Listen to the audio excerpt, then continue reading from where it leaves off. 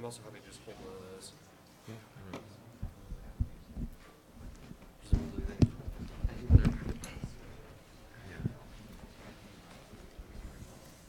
that works. Okay. Okay, everyone, it's 1 o'clock, so we should probably get started. This is a core conversation, meaning it will be very conversational. David and I may argue with each other up here as well as with you. So we're basically going to present some background, some ideas, some recommendations that we came up with, and then we hope that you will come up to the mic, and yay, Jess is here, and give us your feedback, thoughts. As you saw in the keynote this morning, the idea of auto updates is something that's sort of on the wish list. Might be something we could do in the future, but it's still really at the research stage.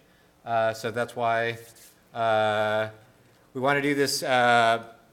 Core conversation basically came out of discussions we had in Vienna, where Dries sort of first proposed that we might want to prioritize having auto updates, and David, I, and other people were brainstorming about how that could possibly work for Drupal. What that would look like in terms of the changes required. Mm-hmm. Okay, so Drupal core auto update architecture. I'm Peter Willanen. This is David Strauss. This is me. I work for BuyRaft. I'm on the Drupal security team. David, as you probably know, is Pantheon CTO and co-founder, also on the Drupal security team.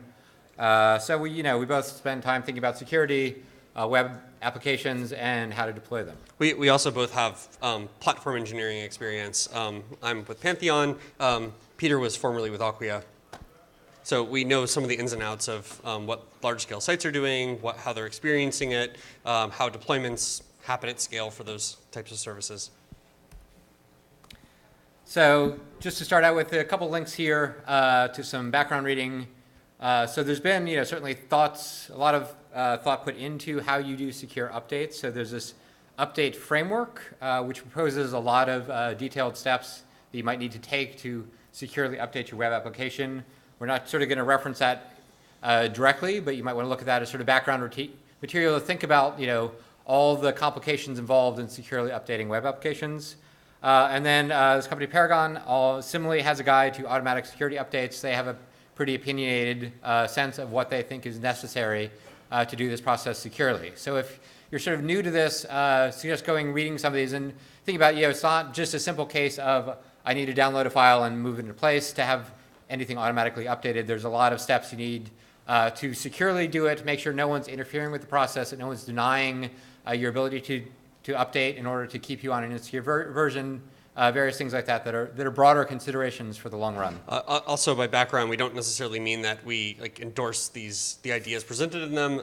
They're just an interesting component to the discussion. Yeah, basically food for thought if you haven't thought about those problem spaces before. Okay, so I think there's some critical unanswered questions in this realm of why do we want automated updates.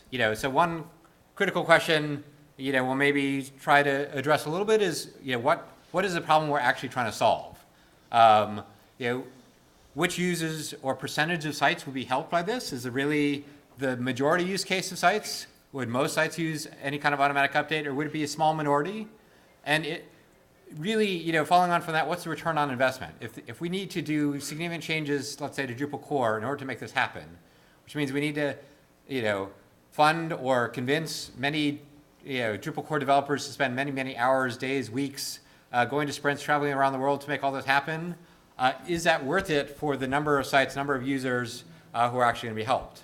I'm not sure we have the answer here, but I think we need to ask those questions, because it's not like we could just add a new module to core and it would work. We need to do some more fundamental changes to core. Similarly, following on from that, in terms of what percentage of users or what sites are going to be helped, what is the use case? Can we say this is only going to be useful for sites that don't have any kind of QA or approval process?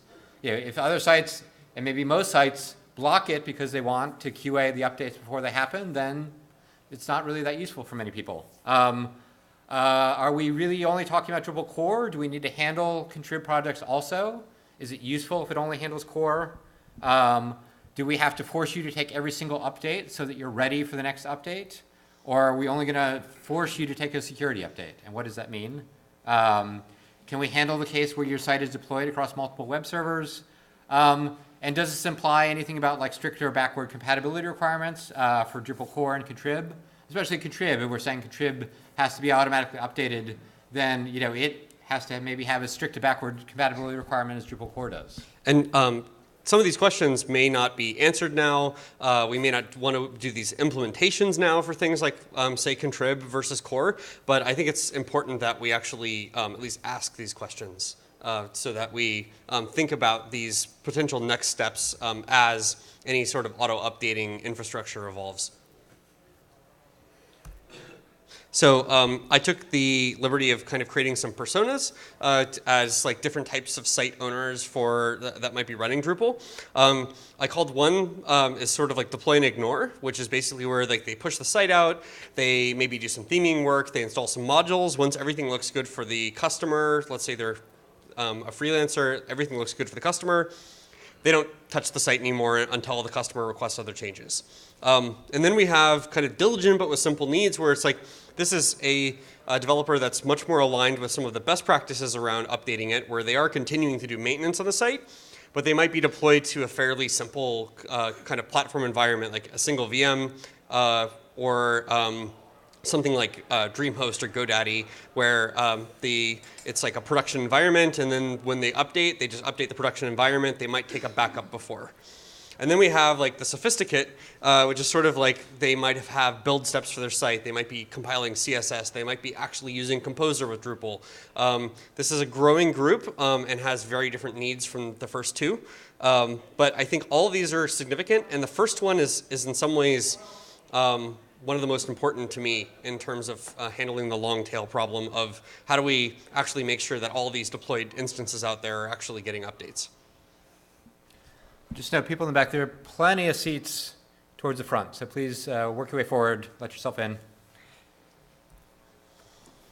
I also decided to, after talking with some people that about some of the ideas here, I realized it might be worth articulating some of the premises we're operating on and going into considering what the viable options are, because some of these might be debatable. I think few sites run just Drupal core. Even though some of the most substantial updates happen to Drupal core, there's not that much of a use case for just plain Drupal core in most site builds. Contributed modules can have changing composer dependencies, and we know that they have. And this matters because if we started to update modules, then there might be a recursive set of changes that have to get pulled down as well. For contrib stuff, it would not be good for us to implement a system that where auto-updating a composer-based module or a composer-dependent module just breaks things. Like if this breaks people's sites, people will just turn it off. And then composer dependencies themselves can require security updates. In fact, they often do, in the sense that like the composer dependency is often larger than the module itself. Like it might have a composer dependency for parsing a ton of data or interpreting a certain data format. Certainly Drupal core has a ton of composer dependencies, even though we manage those a little differently for how we distribute them. And also in terms of how we deploy Drupal, we're assuming that we don't want to fundamentally change like the way that you would actually deploy Drupal to a server or a platform or host, in the sense that like if you have to create another user to do something, or you have to go to extra special steps to get an auto updater running, then people probably won't do it if it's considerably more than what we have today. So like the combination of the last two is actually kind of significant, because those two together basically mean that the auto update framework needs to be possible to kind of shoehorn into the existing primitives that we have, like a writable files directory, a deployed code base, etc. Okay, so in considering the goals of something we might incorporate into an auto update system, there's always trade-offs to be made, and so we wanted to run through sort of some of the options and considerations we have, and considering these trade-offs. So one thing that you can have is security, right? So you guarantee the integrity of your downloads, you guarantee the availability of your update server. Another thing you might want is ease of use and reliability, right? So it's easy to install this auto update system, have it work reliably. Compatibility, again, with your existing deployments, potentially, and proudly invented elsewhere. Do we want to try to reuse something someone else wrote, or do we want to use it? Do we want to invest the effort to write something that's more Drupal specific and meets our specific needs? I think the concern, as with many other similar frameworks, is you can't have all four of these things simultaneously. At best, you can pick two or maybe three. So we need to think about which of these things are the priorities when we imagine an architecture for some kind of system that would do auto updates. So one of the things we want to kind of put off the table, even though it's successful in a broad sense of keeping WordPress sites up to date, we don't want, at least as security team members and people who feel strongly about the security stance of Drupal, that we wouldn't want a simple kind of simple system where you basically just take your existing code and overwrite it with a new set of code, right? So people have been imagining that you could do this, that somehow with Drupal you could just run composer update, or you could just do something and download and install the new version of Drupal, and it would just overwrite the existing one, and you'd be done. You'd have your new version. But I think if people have spent time doing Drupal updates, even if you're doing locally, not on your live server, on the command line, often these things go a little bit wrong. You might have some conflict with Composer, something doesn't install in the right place, you get files left behind. There's also other problems here. Of course, allowing the web server to overwrite the PHP files mean that any compromise of your web server or PHP means the attacker can now write PHP files and basically take control of your site. So it's like a very large attack surface if you allow the web server to write new PHP files in sort of a way that's not validated. Yeah, and the API.wordpress.org is also kind of a command and control infrastructure for compromising sites as well, in the sense of not just compromising the sites that WordPress is deployed to, but the instructions for how they all auto-update themselves is a fairly vulnerable point to attack. Like if someone could acquire an API.wordpress.org certificate and intercept some of those requests, then they could basically tell those sites to do anything. Right. So, and part of the problem with the way WordPress does things also, it's not actually doing digital signature verification on the downloads. And there's a blog post recently about people did find a way that they believe they could have gotten remote code injection into that API.wordpress.com site and basically taking control of a third of the internet if they'd been malicious, as opposed to nice people that reported it to WordPress. So, so in general, we don't want to replicate this. We don't think it has the security characteristics that we want for a Drupal kind of system. So I guess I'll take this one because okay. I'm the one who really doesn't like Airship's system. I think that a lot of their security decisions are not actually based on achieving sensible levels of security so much as basically let's max out each of these parameters. It's like the algorithms they choose are unnecessarily Baroque in a sense in terms of broad compatibility. Some of them are good choices, but there's absolutely no good reason to choose them for some of this infrastructure. Like there's no reason that we have to be using elliptic curve for signing this stuff rather than RSA. Like RSA is perfectly secure with a sensible key size. And the what? Well, the effect on their stuff is that basically the way that they design their auto-update framework is they continue ratcheting these things up to basically whatever is the newest thing that PHP supports. So every time there's a new PHP release or point release, they basically are we're going to adopt the new hotness, and then they do it, and then basically it breaks compatibility with everything else. And there's no compelling reason to do that. Also, they also have a lot of weird marketing around their auto-update framework stuff. It's not componentized. It's actually not an option for us to just easily pick it up, even if we wanted to.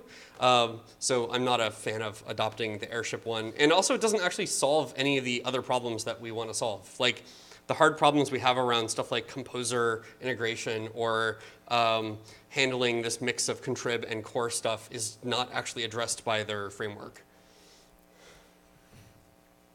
Okay, so another thing that people have talked about for a long time and really you could do right now is set up two different user accounts on your web server, right? And you can have a separate user account that runs a cron job and does the work of updating Drupal core contrib modules however you want it to.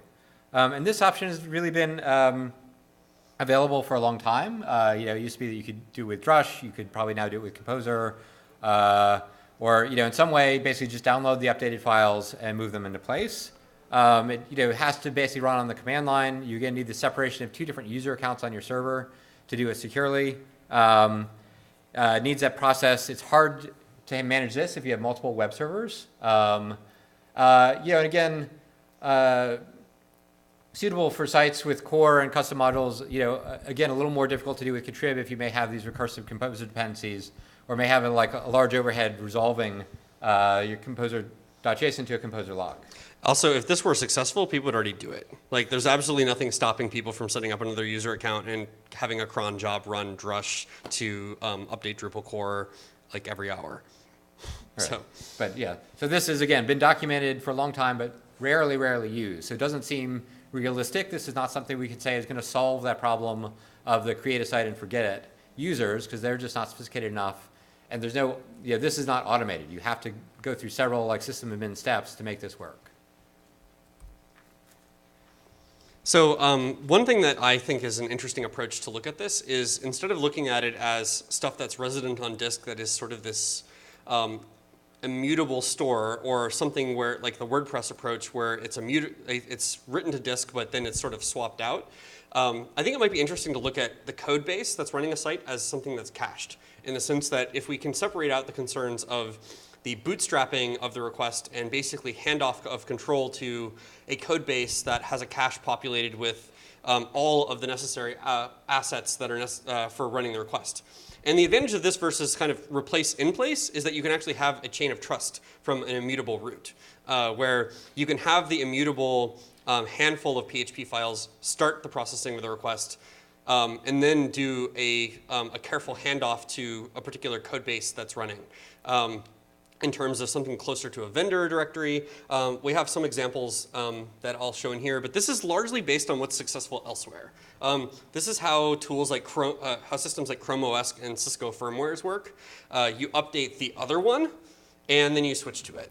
And they treat it as something where they may not all treat it as a cache, but I think that caching, the caching model, might also support us adding additional use cases to what our coverage can include, including some multi-server ones. Because if we treated it as something where it has a manifest of assets that it needs to process the request, and it validates that those are available periodically or during the request or something like that, then we can have it either freshen it as part of processing the request or as part of a cron run, or basically it gives us a lot more flexibility to think about it that way.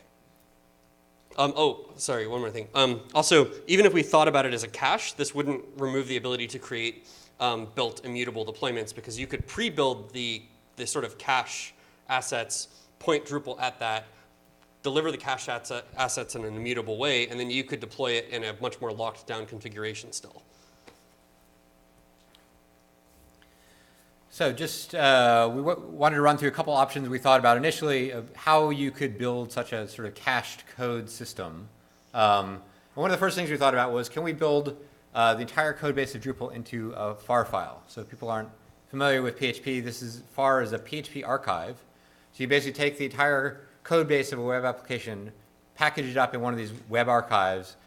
Those can be digitally signed, so you could satisfy your requirement for having a signed code distribution, and then you'd be done. So this might be great, right? If I could take my entire Drupal code base for my site, package it into a signed FAR file, then that gives me just one thing to download from somewhere and swap into place.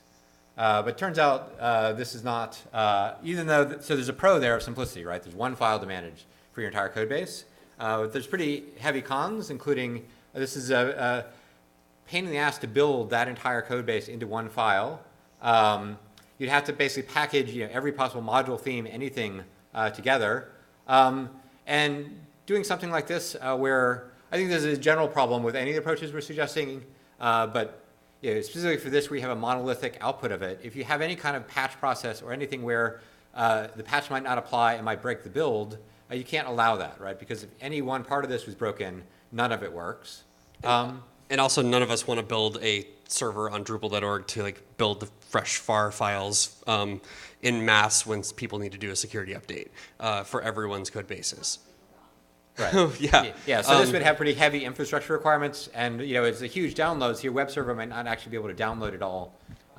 May I ask like a question? How Sure. would we, like in this option or the previous option, how do we deal with assets, like JS files which might have bugs? Sure. I mean, so I think we'll come Because the web server needs to read from it, right? So with far files, the web server or PHP at least can read the assets out of this, but yeah, you'd probably have to aggregate them or copy them out. Yeah, another option would be to actually have PHP serve that file, and then assuming you have any kind of edge caching, like Varnish or a CDN, then you cache it, and it's not being read frequently from the host file system in the first place. Yeah. So far files do have a way to handle that, but yeah, it's definitely It's not the option we're advocating. yeah. So another option we thought about, like this is something you could approach, and again, using far files because they have this property that they can be signed and you can validate it before you unpack the archive. Is maybe we can have one far file for Drupal core and one far file for each module and one far file for each composer dependency. So that's nice. It's sort of decomposed, allows us to maybe reuse the build architecture. So we've built it for each module once rather than building it once for each site. Gives us more cacheability, lower bandwidth, but it's still got a lot of cons to it. It increases impedance with Composer. That's the main one. That there's no system in the Composer world that has been standardized at all around building modular dependencies for Composer stuff for different modules that have overlapping dependencies. Did you have a question, Cash? Yeah, could you even patch one of these? Like if you were relying on a constrib far, could you patch it? You would have to basically patch it and build a new FAR. Or possibly there could be a way to deploy it not without FAR, without the auto update. But this is also not an option we're advocating, primarily because of that impedance with Composer. That while some people use Composer to build monolithic FARs, there's very limited support, like a handful of community projects around the idea of, I want to convert this Composer package into a FAR that can live in a dependency structure. And we would have to own a lot of design around that process if we wanted to adopt this. Yeah, and I mean, problems with both of these approaches of using far files as the way you deliver the code, right, is that you lose the ability to easily poke at your code base and debug it and tweak it, patch it. So that loss of developer transparency, I think, is an important consideration because certainly a lot of people get into Drupal, get into the community by poking at their code base, being able to visibly see what's inside the files rather than having to dive inside the contents of an archive. So we have a few kind of recommendations in light of those options, and then we have an option that we'd like to propose. I mentioned in the premises thing that contrib modules can have changing composer dependencies. The composer dependencies themselves may need security updates. We probably want the ability for updates to happen without human interaction for at least some subset of updates. Probably at least core updates that don't require schema changes at a very, very minimum.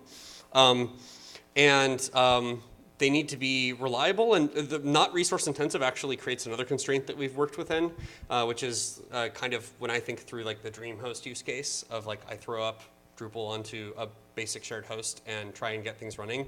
Can we actually run this auto update framework in that kind of context? I would also like for there to be a path to eventually support multi-head setups. Even if we don't do it as version 1 or version 2 or even version 3, just to not kind of completely preclude the idea of deploying a code base out to multiple servers and having it pick up security updates. Yep.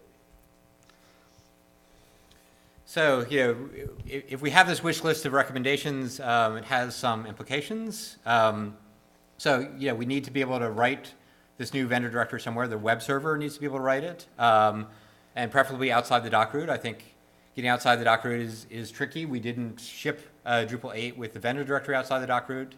And right now we're writing twig files into the files directory because that's basically the only place we have to put them. But we need to think about where we would write this code, that it's as secure as possible, and also that web host would support writing there.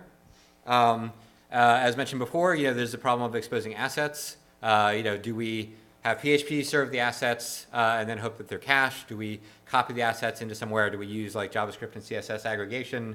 How do we get the assets to work?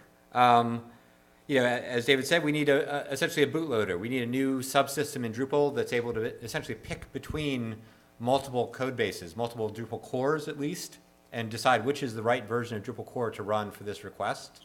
So that's something we need to think about. How do you make that reliable? How do you let it pick the right version? How do you let it pick a version that has every file in place that it needs to run? We need to get a secure manifest, right? So we need to have some infrastructure in place that when we want to do an auto update that tells us what the next version is, and that communicates securely that list of things in a way that someone in the middle can't interfere with it.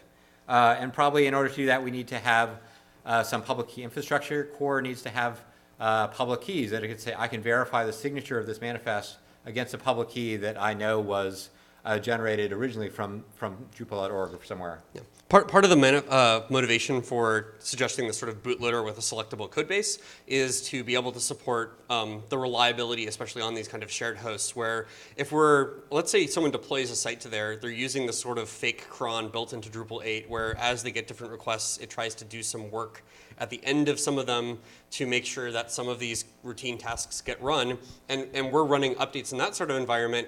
We want to be working in a copy that is not the current live copy of the site. We basically want to be writing to something where we can iteratively apply the necessary updates, download them, do work on that, and then only actually switch to using the updated code when it's actually fully in place. Because it may be the case for, especially as we start wanting to look forward to things like contrib updates, it may not be that all updates can happen in one run. It may be that it actually requires it to accomplish a few tasks, maybe even split over cron runs to actually do all the work to get everything in place. Right. So that's the first couple of points here, okay. Right? That by having an incremental download and assembly of the code base would be something we'd need to figure out how to do, and that gives us a better compatibility with different hosting solutions. And Core would have to understand how to read a lock file and download essentially the specific composer packages that you need for that new version of Core. A thought we had also, or David had, was that you might need to really rework the installer so that instead of downloading an entire Drupal code base and installing it, that the default way to do it would be to download essentially the bootloader and the auto updater and get an auto update as your installed version of Drupal core, which would help guarantee, especially if you did it straight on your live server, that future updates would work also. Because if you couldn't initially auto update, or if you could initially auto update essentially to get your code base, that would make it more likely that the configuration is correct for future auto updates. Yeah, for anyone with experience with Linux distributions, it would be almost like a net install style process. So, again, anything like patches or using Git repositories in your composer would be much harder to support, especially for contrib modules. Again, because those may break the build, may be harder to be sure that it's reliable to fetch. And again, looking towards the future, how do we handle multiple web servers for the single site when we have this thing where we need to, in a coordinated way, essentially switch all the web servers to picking the same new version of Drupal core at the same time, which means essentially all the web servers need to say that I've gotten the new code base, and that might be local to each web server. So each web server might have a new local cache of Drupal core, and so each web server needs to essentially have registered itself, say I'm in the process of building a new Drupal core, and now I'm done and ready to switch. And when you have essentially all the servers ready to switch, the bootloader knows to go to the new one. And I'm content to just kind of think about that problem for now, in the sense that I wouldn't expect a 1.0 to necessarily support that, but it would be nice to know that the model could eventually evolve to support the different servers checking in and switching over atomically. One thing worth mentioning in here, because we keep mentioning Composer, a lot of the stuff we're talking about with Composer, we're kind of conflating in the sense that there's Composer as the actual Composer implementation that is publicly available and the Composer CLI. This is a fairly heavyweight system. It's probably not appropriate to actually expect that to run on things like DreamHost. What we mean by a lot of the stuff around Composer lock, vendor directories, things like that, is we can adopt the Composer way of doing things and the way Composer would place things without necessarily having the actual Composer CLI run all these operations as it would in that case. And then this can provide us with some fidelity between people who use real Composer builds for their site and might need things like packages pulling from Git repos, and other complex composer features. But it would allow that the directory structure and file structure to be the same as people who just like extract Drupal to a web server and then run the installer and updater. So like we might, like, even if we don't do proudly invented elsewhere in the sense of or implemented elsewhere, we can do proudly designed elsewhere for some of this stuff. So I tried to create like a sense of like how this sort of scheme would work. Basically, Drupal would mostly ship with an index.php and install.php, at least in the most standard kind of tarball.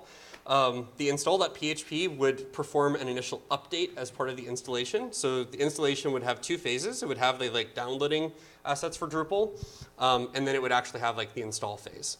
And we could validate that all the files were in place and iteratively pulled as part of the install process by the same means as the update.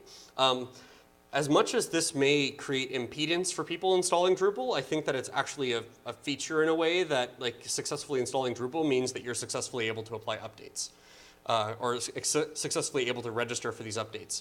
And we can, of course, offer other ways of doing it, like a composer-based install where you do a build process and deploy the build artifacts. But the people who know how to do that know how to opt out of this stuff and know how to manage their site properly through a sort of CI and other deployment process. And that's not as much the long tail target audience of the auto update stuff.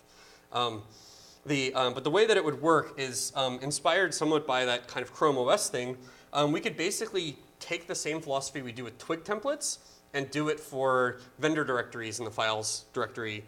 Because we depend on executing PHP and Twig templates, this doesn't create additional surface area around code execution or writing of things. Like if you can write PHP to the files directory right now, you could overwrite a Twig template and take control of the site anyway. So if we're willing to do that, we could be willing to do this. And the idea here is that we just create a different vendor, like basically vendor A, vendor B. I just mashed on my keyboard for this because like I think that's part of what we do for Twig is to like make a non-guessable directory. But basically like what we would do is the bootloader would just set the auto load parameters for the rest of the stuff. And then it would just hand off control. And index.php would ideally be very small. It would not actually be making web requests or anything like that. Like the updater itself would not live in index.php necessarily. But that could hand off. And the idea would be we'd be running maybe the first one, and then as we run auto updates, we freshen the second one. And when the second one is fresh, we actually just set a parameter in the database or elsewhere to basically switch.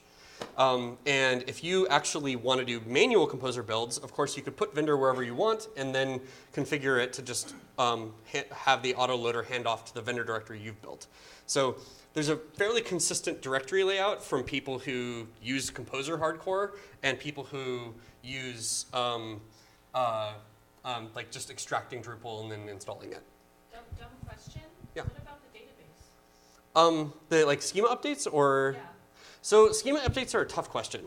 We don't really, so there are a lot of, so one thing that I've thought about as like for version 1.0 of this is to make it where the auto updater actually just blocks, or just does not execute updates that require schema updates, because the vast majority of, especially if we're talking about core security updates, the vast majority of those do not require schema updates. So we could release an initial version of this that only does the freshening and switching if there's not a schema update, and block if there is one. And what I would probably do for like a PSA is basically tell people, check your site, or even have Drupal email the site owner saying, you have an update waiting that requires a schema update. I can't actually auto update you when this is ready, when the security release comes out, because it's going to be blocked. Yeah, the most common example of that in a security release would be something where we need to rebuild node access for some reason. Like that's every one that I can think of off the top of my head. Which is already like, we don't do that on update for people. We just say, here's a flag. You need to do this really intensive, long running batched data process. So it's similar to that. And I think that expecting people to have like some hands-on in the beginning is totally fine.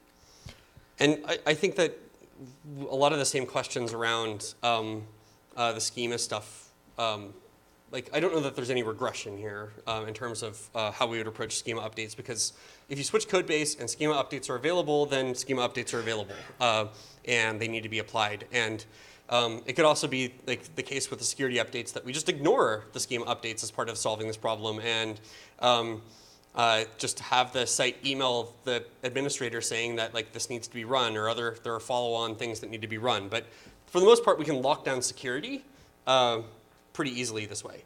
I would honestly, like for auto updates with schema updates, I would actually like to possibly wait until we see more broad-based deployment of the transactional DDL in things like MySQL. I think that's available in the latest release. But transactional DDL is the idea that you can start a transaction, manipulate the schema of the site, and check that everything went okay, and then either commit it or roll it back. So you can basically speculatively update the schema without committing to it. And I would be a lot more comfortable introducing automatic schema updates as part of things if we can start leaning on something like that. Yeah, one thing to mention, so the twig templates have a system for protecting them from being overwritten by checking the modification time of the directory and the files. So we would, we'd have to extend that. Right now that doesn't extend easily to a whole recursive directory, but we have the concepts in place already in Drupal core for how we do that, and so that if you did overwrite one of those twig files, it would be very difficult to make it so that Drupal would execute it. Yeah, and we can do fun things in like index.php. Like we could be caching certain things as anti-rollback measures or anti-modification measures, and even something like APCU when it's available to basically like layer security as much as we can as it's available.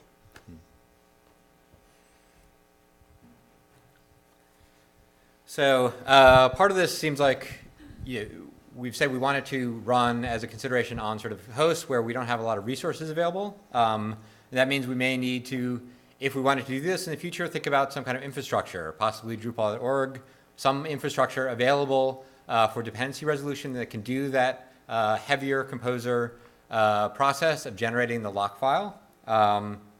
So some of these services might already be under consideration. People are already demanding them because they want better composer support for building sites. But again, something we haven't had and have debated quite a number of times over the years is a public key infrastructure for Drupal.org, so that we could sign potentially releases, or we could sign the composer lock files. So you'd say, if I get the signed composer lock file and it has a file hash in there, I know that if I download the file and the hash matches and the hash was signed, then everything is good. I should mention, if we do just core updates as part of kind of iteration one of this sort of approach, we could just statically generate this lock file, put it on. It doesn't have to actually have dynamic dependency resolution until we start looking at including contrib. Right, so again, this problem space is made much easier if we only want to support Drupal core in any reasonable future time. But there's trade-offs, right? I mean, if people have contrib modules, a widespread contrib module with security hole could be almost as bad as a Drupal core security vulnerability.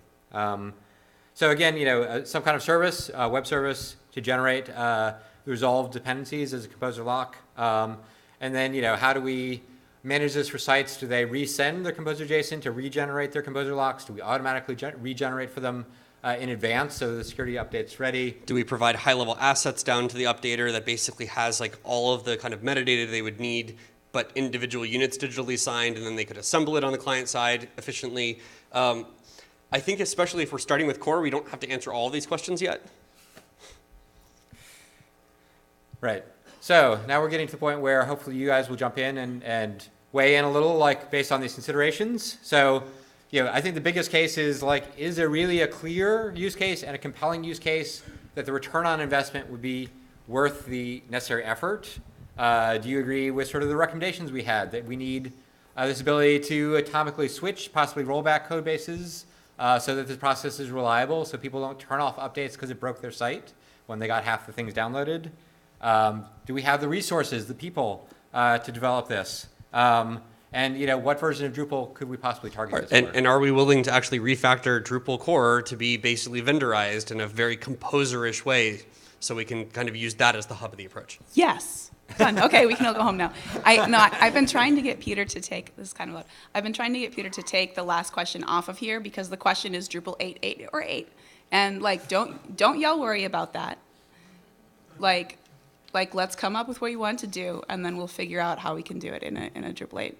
how we can begin to roll it out in a Drupal 8 minor release. Like, just don't sweat about it. I didn't see anything on the slides that made me say no, Peter. So don't. I think mute the your harder last question is actually the one before that, which is, is the return on investment worth it?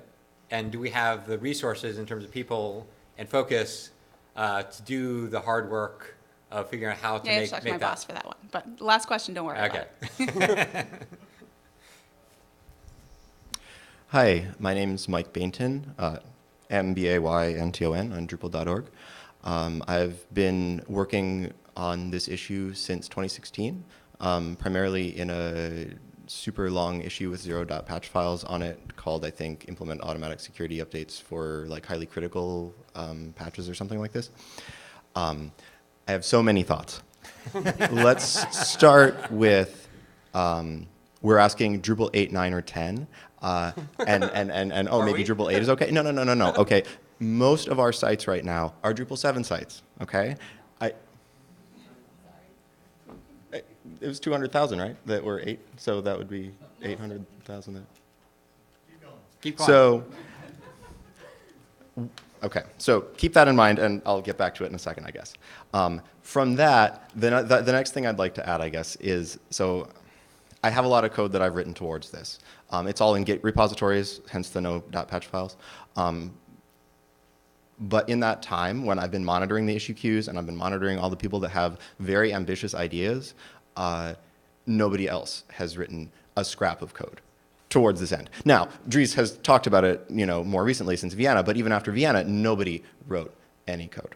Okay, so I would like to keep that in mind and also just ask, is anybody, that's come to this core conversation who presumably has some interest in it, have enough interest where you feel like, as of today, you'd want to work on this, write code for this?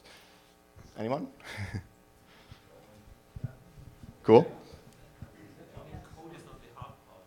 Well, but it hasn't happened. It's having people that have enough vested interest in it. I believe the problem here is that everyone with the technical skills to make auto updates happen don't need auto updates, and so nobody's doing it. I'd say that maybe people don't know where to start because it's such a big problem. So at least what I would propose as an initial start for some of this is to actually just fully composerize core, in the sense of if we can get core to live entirely in a vendor directory, and we can have a handoff from something like index.php to the autoloader in the vendor directory, then that accomplishes an enormous amount of progress toward being able to, say, switch the code base we're on in an atomic way, or and to be able to harmonize the problems we currently face or the challenges we currently face in terms of people using Composer manually and people just kind of running Drupal the classic way of like downloading tarballs and extracting them to the file system. So, sorry, I'm back. I'd like to go back to my Drupal 7 reference that I brought up just to wrap that one up in any case. And also go back to a slide where you pointed out that the airship solution was not a good solution because it was so tightly coupled to their product. Yes. How about we build something that is built with Drupal in mind, but that is built in a way that solves the airship problem so that Joomla or, hey, maybe even WordPress could pick this up and use it as well, because it can be done better than what anyone else is doing. There's actually right? nothing that would be very Drupal specific about what we propose. Exactly. Because the Composer JSON translating into a lock file and then updating a code base to have that and then switching to it is something that you could theoretically do with anything Composer based. Right, Composer-based PHP web app. So I think there's a high, this is not the latest rendition of, or iteration of a CMS that we're talking about making. We're talking about making a totally different product. And so we should make it as a totally different product, just because that's a better use of everyone's time, I believe. And it also would pretty much just plug into Drupal 7 then, right? Like if you can, you might do it with Composer or you might not, but not doing it with Composer is even easier. So if you solve all of the other problems about how do you securely overwrite files or update files or all of those things, how do you have a batch framework, how do you do all of that stuff, it's a very big intersection of problem space there. So also, I don't think we explicitly said this in the deck, but part of why we're emphasizing the let's get our Composer house in order first is because in the current state of the Drupal 8 ecosystem is that we have a hybrid ecosystem of the old way of doing things and the new way of doing things. And we either need to write an update system that supports both, or we need to support an update system that supports the new way. And I'd rather not write an update system that supports the old way because it will be intrinsically broken. I think there's a good reason to call for like, let's get our house in order to do things the new way and then build an update system on that basis. Rather than, because yes, Drupal 7 is a much easier case because you could do a completely composer-free approach for Drupal 7 and you would be comprehensively covering most of the use cases. Sorry, I'll let some other people go. So you're talking about use cases, and when you're talking about the bootloader, it almost sounds like you could really like trivially write something like simply test me as sort of a use case for having a simple, install.php and index.php, and then even tie in like being able to get contrib modules and themes, just like we do with locale. So I think there's a pretty good use case for building your approach. I'm partly calling it a bootloader because it's based on some of the kind of secure boot designs for computers and hardware devices, in the sense of like you have something that is like understands how to do the handoff and knows how to validate the handoff. Yeah, I agree. So the other thing to consider here is the process we're proposing would be easier if core is the only thing in scope. Because Yes. if we put contrib modules in scope 2, that means maybe you have to force contrib authors to rewrite or refactor their modules into a new layout so that it's compatible with this system. And that's potentially something that's eventually, I mean, that's why I have Drupal 9 on here possibly, because if you want to get to... This is initial scope. Right, so versus- if the initial scope is only Drupal core, makes it much more feasible to think about in the Drupal 8 timeframe. If we want, to force contrib modules to, change their file layout, change the way they do things, that's a longer time horizon. And basically, I'd like the most limited scope we can do that doesn't require us to throw out the design to support contrib modules later. Sorry, I had to introduce myself to the mic before. I'm Jess. I'm XJM on Drupal.org, and I am one of the Drupal 8 release managers, which means that I can make decisions like we can find a way to do that in 8. Barring Dries saying no. So I wanted to get back to Mbaten's question about 777. My emphatic no for it was not no, we don't have. So 4/5 of sites reporting to Drupal.org usage stats are currently on Drupal 7. That's correct. However, Drupal 7 gets releases out twice a year, sometimes 3 times a year, currently, and most of those are only security updates. Like there's like 1 or 2 people who review security patches for Drupal 7. There's a long RTBC queue of Drupal 7 issues awaiting commit. So practically, innovations are not going to happen in Drupal 7. It's also essentially a long-term support release. While we do want to add new features, do innovative things, possibly dangerous things in an experimental way within the framework of Drupal 8, that's not really something that's going to be able to happen for Drupal 7. Whereas with Drupal 8, like the way that the problems that Drupal 8 has now, what David said about get our own composer house in order, is something that needs to happen anyway. And so people who talk about this initiative are treating that as a dependency already a lot in people in decision-making, product managing capacities. So that's why I think that it's okay to leave Drupal 7 off the table for the discussion. If it turns out what we build is useful, then of course we can open source it and it can be used by anyone. That's great. But let's make sure that we're not going to shoot our feet first, and then we'll be good. Hi, Steve Persh, Steve Vector on Drupal.org and just about everywhere else. I just wanted to point out somebody has started on the composerizing all of core thing. Talking with David last night, this reminded me of the Devel security vulnerability from like 2 years ago, where there was an insecure file in Devel module, and a bunch of people realized, oh, this shouldn't be web accessible at all. This should just be under the vendor directory. So that spurred some discussion, and someone has written a composer plugin, Drupal Composer Paranoia. I recommend. I just found it. He's right here. I didn't know who you were. You should be talking about this, not me. I just wanted to share. Somebody already in the room is working on or has written on this subject already. That's all I want to share. Oh, it does what they're talking about. It moves. I think it moves all. Remove all the PHP files from the documents to a separate folder, Mm-hmm. and then sync all the ASP files. Yeah. Yeah, so for the recording, it puts all executable via PHP under the vendor directory, and it has handling for the static assets. We run it on about 50 sites, 40 sites, something like that. Somebody's running it on 50 sites. We're further than we even knew. This is amazing. Hey, so I had asked earlier who else is interested in working on this, and a bunch of people raised their hands, but that, I didn't figure out who they were.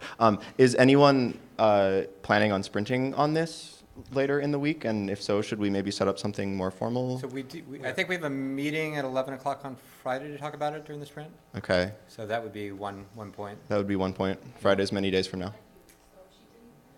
Sorry? You're invited. Is that in the sprint lounge, or is Yeah. that? Okay. No, or it's somewhere near the sprint lounge.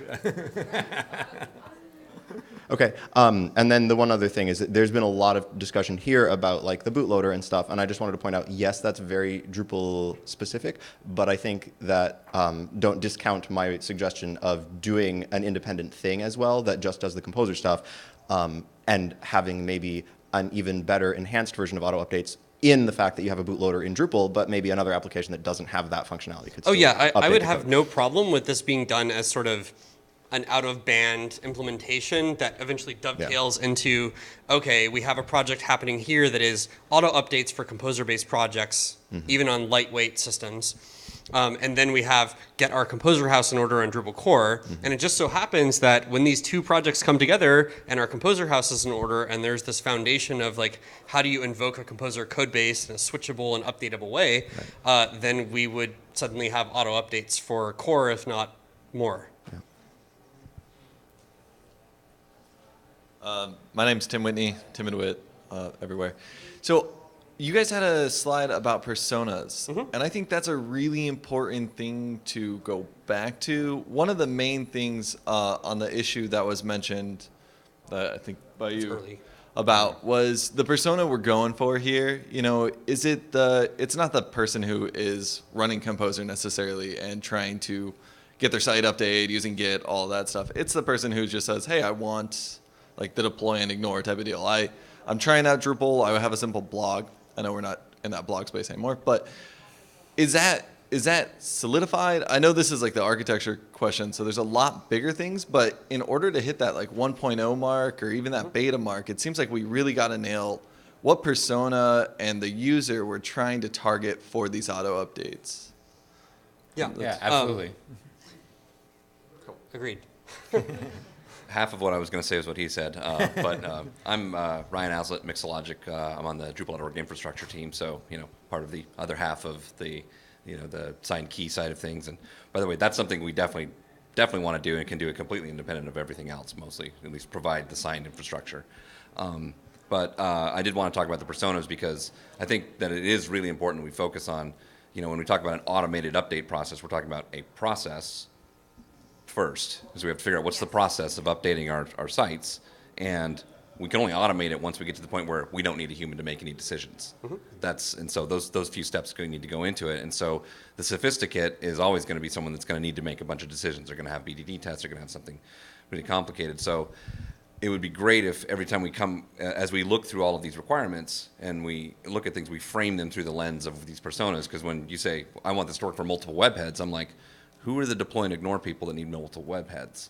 That's so as long as we look at all those things and consider that.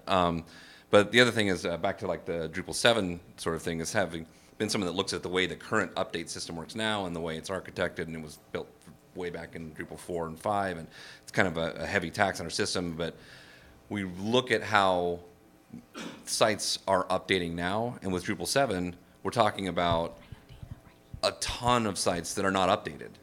And so no matter what we build, those sites are not updated. The cat's already out of the barn there, cow. So I consider the first case, or actually, in some ways, for like a 1.0, I consider the second persona to probably be the most important. Because if we're not automating schema updates, then we're going to be limited in our ability to support the first one with initial thing. But it would give us the ability to send out a PSA that is like, as long as your site is up to date as of this date, the security release will auto-deploy. And then people don't have to set their alarms for 3 a.m. halfway around the world because we're releasing an update then. And constantly refresh a page on Drupal.org and bring us down. Oh, yeah, that's another problem. I promise we're going to fix what happened with the last security release. You won't get the 500 errors next time, hopefully. But I promise that too. So I agree on both points. I think that the sophisticate to use this sort of system would require features we probably shouldn't put in a 1.0. However, like by doing the layout in a composer way, we at least are friendly with the way they're laying out their projects. And then I think we can solve diligent but simple needs with 1.0 in the sense that as long as you're willing to actually do your schema updates, then you're positioned to get the security ones. And then I think we should iterate and then eventually solve the first one too. And I did have kind of one more question because it wasn't clear to me what the scope was. Like, are we talking just security updates, or are we talking like being able to take core through minor releases? Just give me the mic. Give me the mic. So initial scope, definitely not. So in order to answer Ryan's last question, I'm going to add a persona to your list that I think is missing. So between deploy and ignore and diligent but simple needs, there is, I only want to update my freaking site once a year. If it's once a year, I can do it. And so there are other things that we're doing from a process standpoint to try to get to the point where that can be. Because if you've got, a small university or, even like, it's possible to plan for, okay, we're going to have our 2 weeks out of the year where we set aside a little bit of time to, get our site updates done for our department site. And that's feasible. Writing that down. Thank you. And so I think that, so deploy and ignore would require automated minor updates. If you want to see me have a meltdown, we need to not try that possibly ever. But it's definitely not something that we're ready to do at this point. We just can't. If you don't have to run updates across a minor release, patch level updates, which includes security updates, are supposed to be very non-disruptive. If something breaks in your site after you apply a patch release of Drupal 8 core, please find me. Don't get angry in my face, but calmly say, Jess, something went really wrong here. Or actually, don't find me in person, put an issue in the Drupal.org issue queue and mark it critical, because that should not be happening. If we break something in your patch release, we screwed up. This is also tied to the point of database updates. We, as a policy, do not, in certain circumstances, we'll change the policy if it's like a really important, major, or critical issue. But as a policy, we don't put anything that requires database updates in patch releases. So that a lot of these problems get solved is if we are allowing patch level updates to be run by the auto updater, which starts with security releases because there's a very real need for that I think the security team cares about. And then we have, patch releases should have mostly the same limited potential disruption there. We need to get that working. And if there's proposals under discussion for changing the way that we provide security coverage for minor releases currently that would allow those patch level updates and security updates to putter along by themselves without a person for a year. And if it does get stuck on a composer build or something, for someone who actually is it like a hybrid of those two, or hybrid of the last two and that once a year thing, which I think actually a lot of sophisticated organizations do only want to do their stuff once a year anyway, then that addresses that problem too. Yeah. Yeah, but no to minor updates with, I mean, that's not even something that we should, I don't think we should discuss it at this point. And I also, about the diligent with simple needs and what the scope of what the diligent simple needs people need, I have an actual picture here with actual data. So we very recently had a very highly critical security update. I'm going to turn around so I can look at the room. Who here is running SA Core 2018-002 on their Drupal 8 sites or their Drupal 7 sites already? If you have a Drupal site and your hand is not up, leave right now and please go apply this update. And then you can come back and listen to the rest of the session or the next session afterwards. I'm not joking. Like, if you didn't raise your hand, the only excuse right now is that you don't maintain sites yourself, which is great, or you weren't listening to what I said. If you haven't run security updates on your Drupal 6, Drupal 7, or Drupal 8 sites, there's a nice man here who's a part of the LTS program. There are patches available. If you're on Drupal 8.3 and you're like, I can't update to 8.4.0 yet, there's a release available for that. Please, please, please run the update. So the data I have here, I'll turn back around, is that, so we had this highly critical security release. We put out an announcement a week ahead of time. This update's going to happen. It's very important. Lots of news and noise on the internet. After 10 days, about 40% of Drupal sites had updated to this security release in Drupal 8. I can't speak to Drupal 7. And that is huge. That is that is way more sites than we usually see within that scope. And we're talking about, it's still less than half of the Drupal 8 sites that exist, right? And Drupal 8, these aren't the Drupal 7 sites that have been sitting around since 2012, right? Like, Drupal 8 has only been out for 2.5 years. So there's a very real need for security coverage that fits, in the top couple of those that we can solve, and I think we can solve it in Drupal 8. I think we could also treat the suggested persona as almost as if they take a once-a-year break between from being deploy and ignore, in a sense. Is that accurate?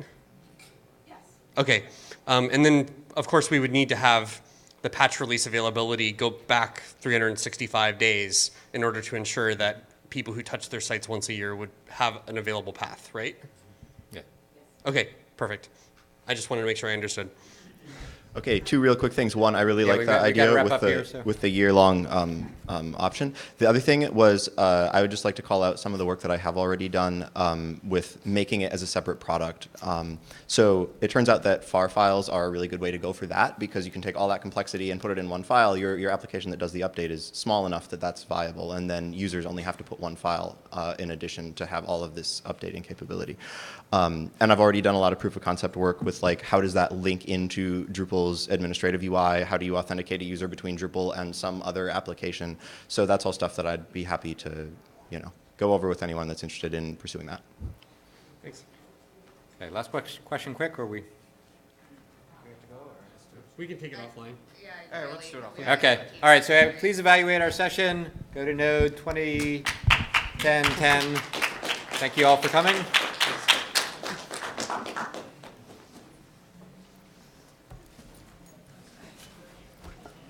Maybe some typos during the middle. I fixed a few this morning. It's hard to spell check that format of presentation.